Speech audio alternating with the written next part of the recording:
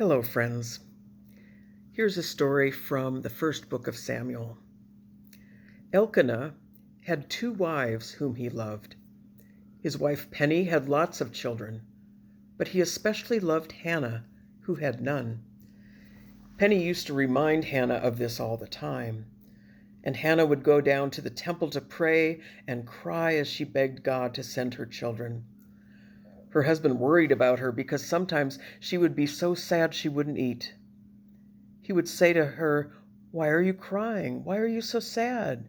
You've got me. Aren't I better than 10 sons?" That didn't make her feel any better. One day Hannah was crying in the temple. Her prayer that day was for a son. She promised that if God sent her a son, she would dedicate him to God.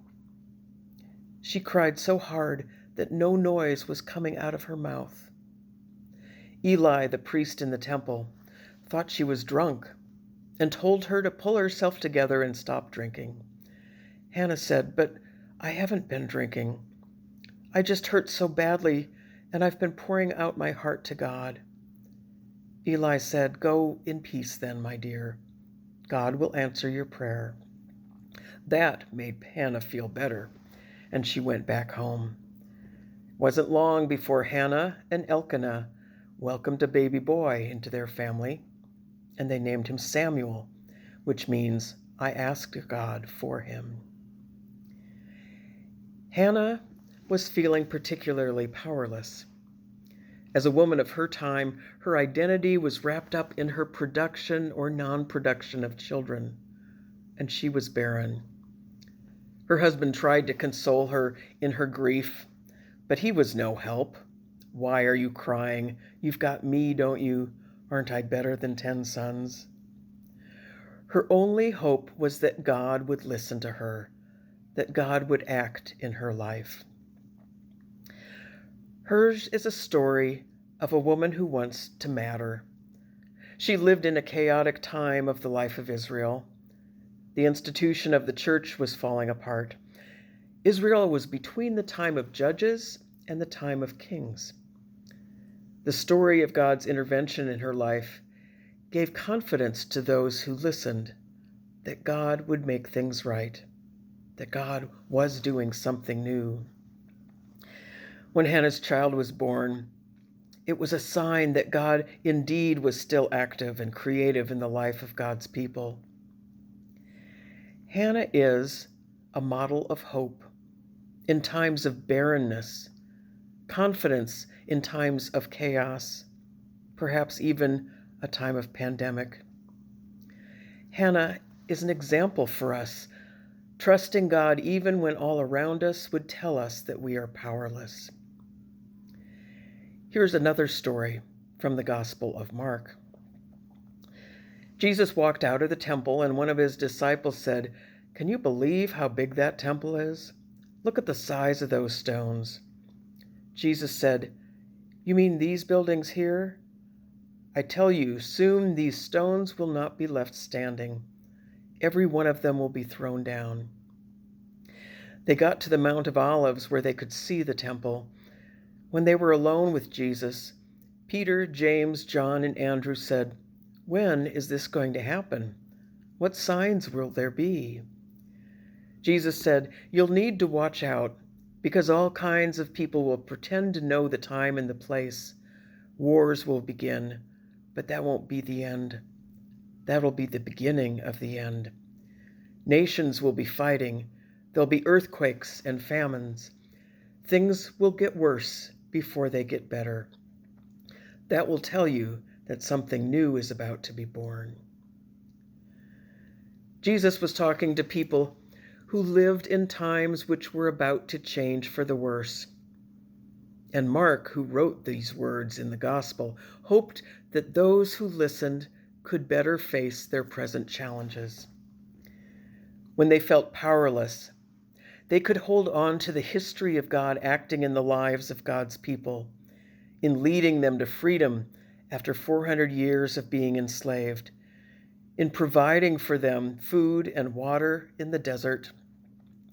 In Hannah's case, the birth of a child after years of barrenness. Even though the stones of the temple might be toppled, no one could take God's promise of salvation from them. There are, of course, plenty of things in our future that we can and will worry about. Plenty of things that can and will be obstacles to the hope that is in us. Our worries range from keeping our jobs and health insurance to holding our marriages together, new variants of the coronavirus, threats of wider armed conflict in the world, divisions in our churches and our families.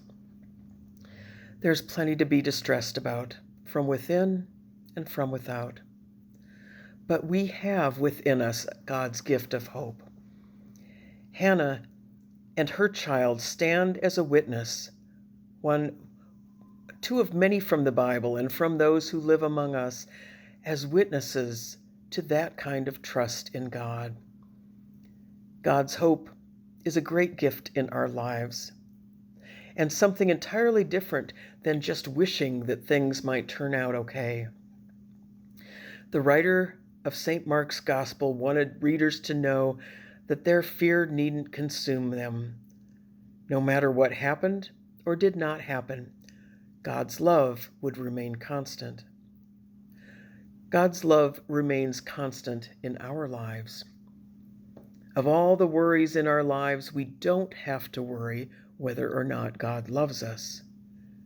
We don't have to worry that what we might do or not do will keep God from loving us. Jesus has gone before us, has claimed us, and assures us that we are home always in God's loving arms.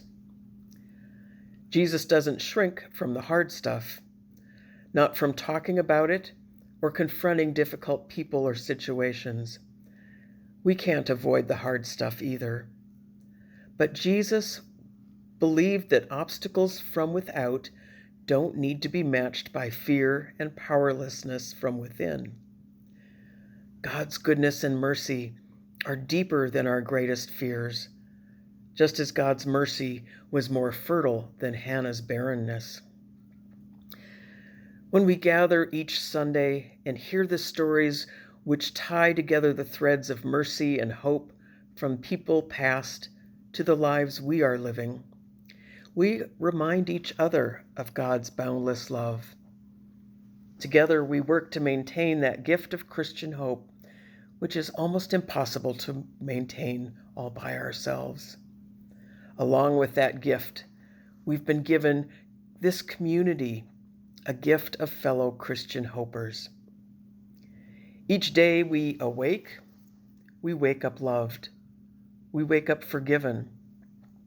And each time we gather, we remind each other of the love God shares with us and between us. Beside the many things we have to be grateful for as we approach Thanksgiving, our homes, cars that run, an abundance of food and freedom and friends, a vaccine, let us remember to thank God for the gifts of hope and each other, our fellow hopers. God bless each of you.